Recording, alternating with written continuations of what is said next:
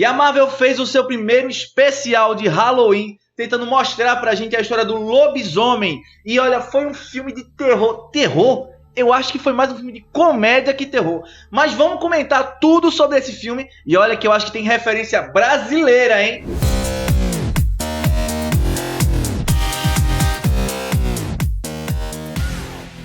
Fala, man!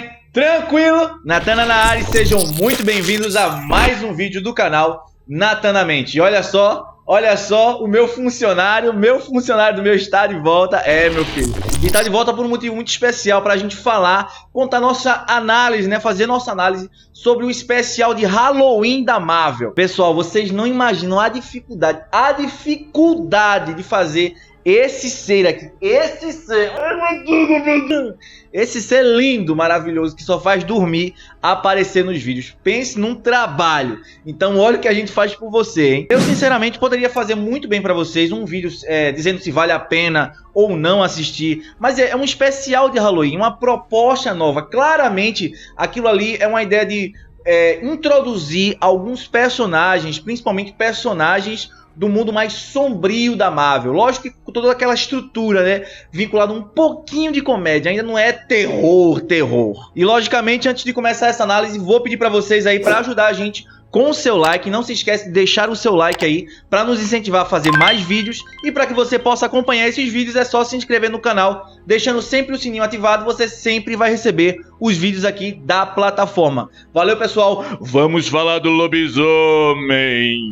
Primeiramente, a gente não pode esquecer de falar da mudança, né, da trilha sonora e da abertura da Marvel, que foi uma coisa assim, poxa, que ideia pitoresca, não? Colocar garras rasgando assim a tela junto com a música meio de terror. Se bem que a gente já sabe que a Disney, por mais que ela tente, terror não vai ser, né? Vai ser alguma coisa comédia, mas naquele clima de terror. E já começa aquele clima tenso, uma trilha sonora muito boa, inclusive, ótima trilha sonora, que vai acompanhando os crescimentos da história, né? As nuances que a história vai fazendo, mas você via, não sei se a trilha sonora acompanhando o curta ou o curta acompanhando a trilha sonora, porque casava muito bem. E talvez essa ideia seja até um pouco do clichê dos filmes de antigamente de terror, né? Aqueles filmes onde você tinha momentos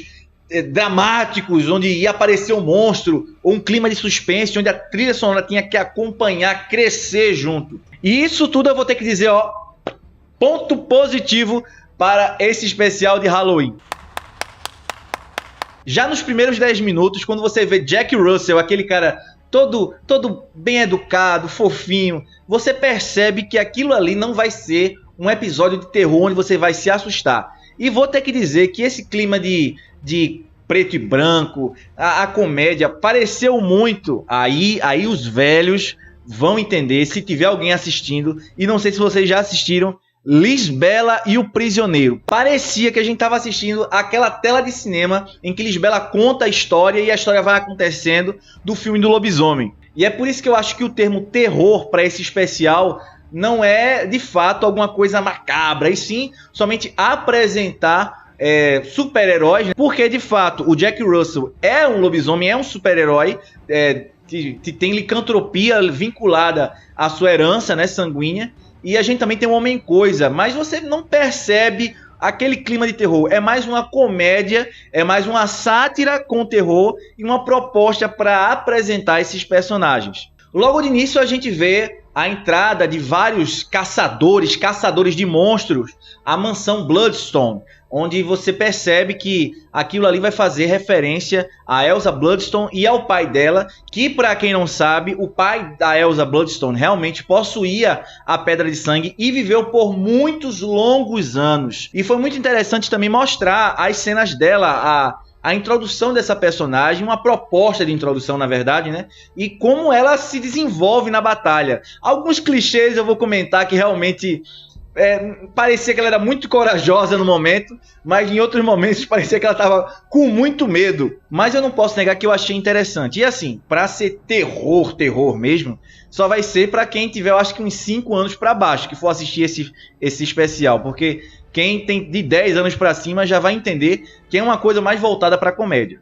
E o interessante é que Jack Russell, quando entra na mansão Bloodstone, ele já percebe que tem algumas personalidades ali empalhadas, né? Alguns troféus, alguns monstros que ele já participou do combate. Um bem óbvio ali é, logicamente, a cara ali de um Drácula, um vampiro gigante.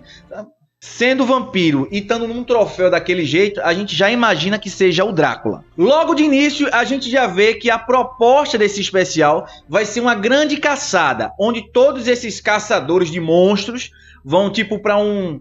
Parece, na verdade, aquele filme Jogos Vorazes, onde vai ser colocado vários guerreiros, né, vários competidores para se matarem, para tentarem se matar, e um vai sair sobrevivente, na verdade, um vai sair com prêmio. E nesse especial é a mesma coisa, tem um labirinto, que é um labirinto meio místico, né, um labirinto meio sem pé nem cabeça, porque tem escadas que não dão em lugar nenhum, tem locais que não tem saída, tem cemitério dentro desse labirinto, mas enfim, é um jungle para todo mundo entrar e começar a caçada por um monstro. Na verdade, o grande prêmio é a Pedra de Sangue, um artefato que tem poder de destruir monstros, e todos ali são caçadores de monstros. Esse artefato que era, na verdade, herança da Elsa Bloodstone, mas como ela resolveu se afastar da família, então ela perdeu o direito dessa herança. Uma coisa muito interessante que aconteceu nesse especial é que a gente não teve aquela história para introduzir os personagens,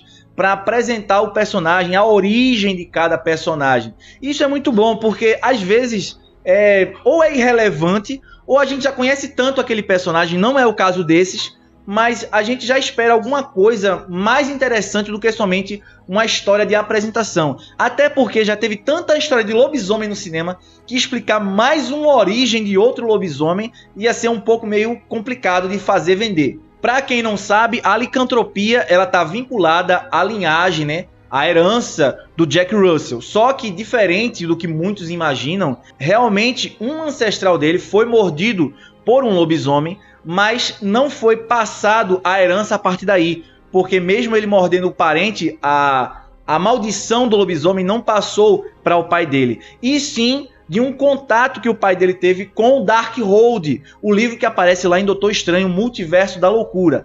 A partir daí, a maldição de lobisomem dele é despertada e ele passa de herança para os filhos. E uma coisa que esse especial tentou mostrar foi o mérito de quantidade de mortes que cada caçador teve. E o interessante é que o Jack Russell é o que mais se destaca na quantidade de mortes, mas não porque ele matou. Na verdade, o Jack Russell é um cara muito tranquilo e não um guerreiro, um matador. Na verdade, todas as mortes que ele tem nas costas, ele fez como lobisomem e não como Jack Russell. Mas de fato você já percebe que esse especial de terror é na verdade uma grande galhofa, uma comédia de terror, quando você vê o patriarca da família Bloodstone, o cadáver lá, contando como é que vai ser a missão e qual vai ser o prêmio dessa missão. Então quando você vê aquele cadáver se mexendo assim, uma coisa meio robótica, aí a partir dali você já não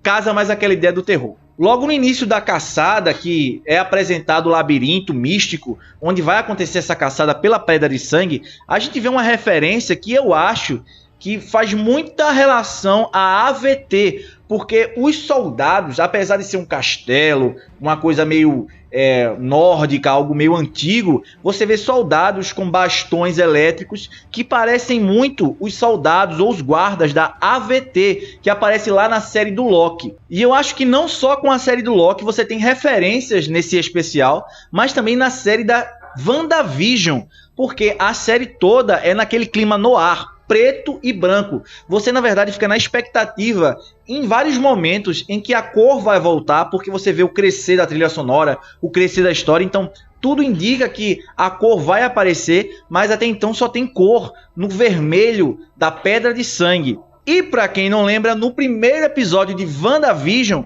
a gente tem um episódio completo em preto e branco, que é uma forma de arriscar, é uma proposta ousada da Marvel, uma proposta ousada, mas fica interessante também. E no primeiro episódio de WandaVision, ele é todo em preto e branco e só os poderes da Wanda, os poderes da Feiticeira Escarlate é que são vermelhos. Tem que ser enaltecido também a escolha da trilha sonora e como foi pensada nessa trilha sonora, porque toda ela conversa com esse especial. Toda a trilha sonora, os crescimentos, aquele momento em que o Jack Russell tá indo entrar no labirinto e a tocha que o guarda tá segurando, ela vai brilhando conforme a trilha sonora vai aumentando, é incrível, incrível. Um ponto interessante que eu queria falar aqui é sobre os poderes que são apresentados da Pedra de Sangue, no caso da Bloodstone. Eles explicam que a Pedra de Sangue ela enfraquece os poderes do monstro, que na verdade é o Homem-Coisa, que eu achei que foi muito, muito interessante a presença dele nesse especial. Mas ela também tem os poderes de só o contato despertar a maldição do lobisomem no Jack Russell. Eu até então pensei logo de primeiro momento que seria uma joia do infinito que estava na posse de alguns caçadores, pensando que fosse ser a joia do poder, um filme de época, não sei. Mas era a Bloodstone. E eu vou botar vídeo dela aqui no canal também, tá? Vou fazer vídeo explicando todos os poderes, toda a história da Bloodstone para vocês. Então se inscreve aqui, não deixa de ficar inscrito.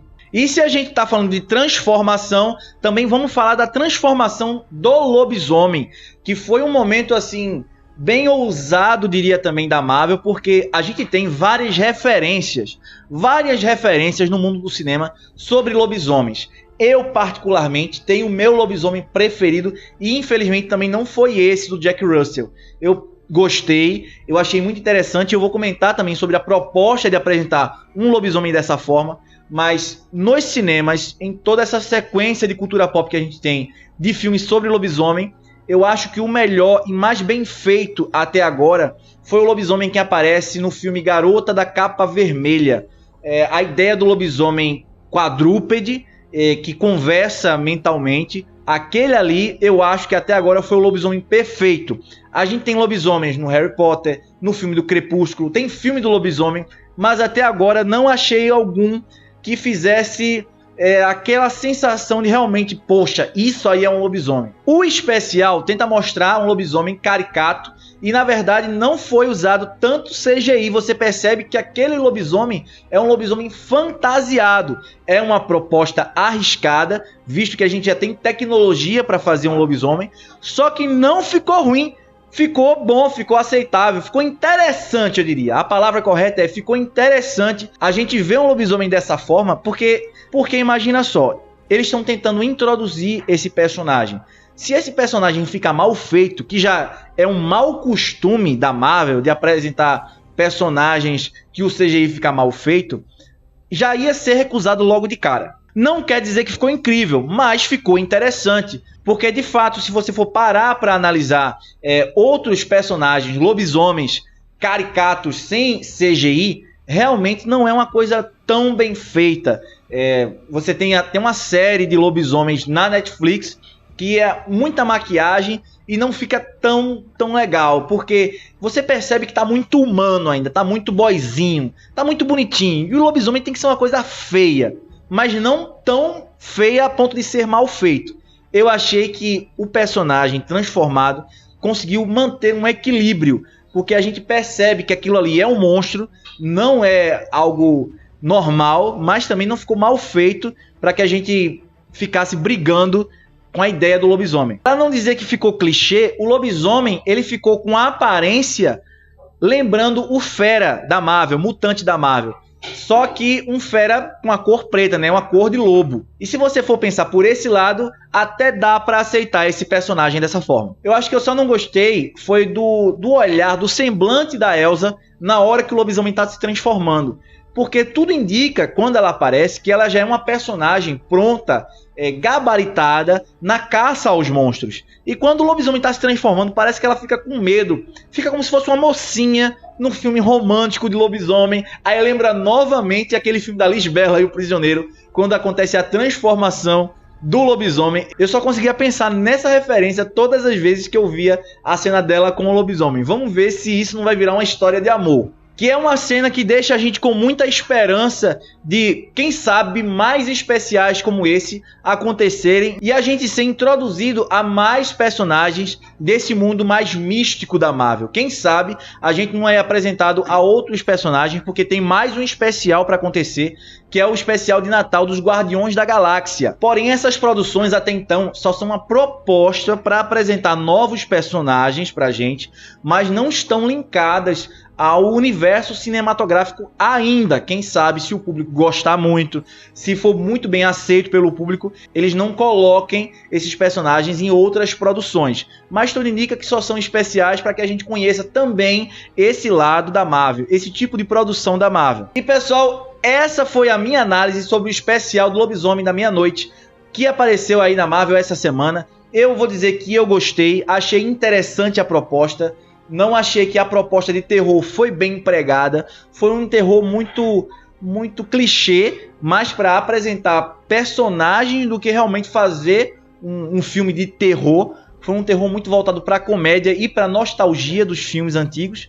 Mas eu gostei, achei interessante. E eu queria saber qual a opinião de vocês. Comenta aqui embaixo o que é que vocês acharam sobre esse especial do Lobisomem. E se vocês gostaram do vídeo, é só deixar o seu like. E o meu muito obrigado já fica aqui para vocês. Vou ficando por aqui. Vocês fiquem com Deus. Fui!